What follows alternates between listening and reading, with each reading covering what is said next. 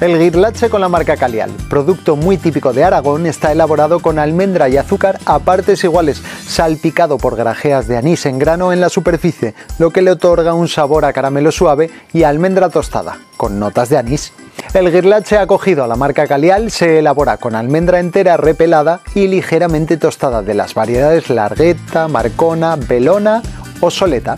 Está prohibida la utilización de aditivos en su elaboración y para ello se funde el azúcar y se añade la miel y la almendra tostada hasta que se consigue el punto requerido de caramelización, momento en el que se vuelca sobre una superficie lisa, se aplana, se le añaden por encima las grajeas de anís y se corta en barras rectangulares. El guirlache con el sello Calial tiene un color marrón oscuro brillante, textura crujiente y sabor a caramelo suave y almendra tostada con notas de anís. No dejes de incluir el guirlache Calial en tu mesa estas navidades. Además, puedes disfrutarlo durante todo el año. Todo un capricho.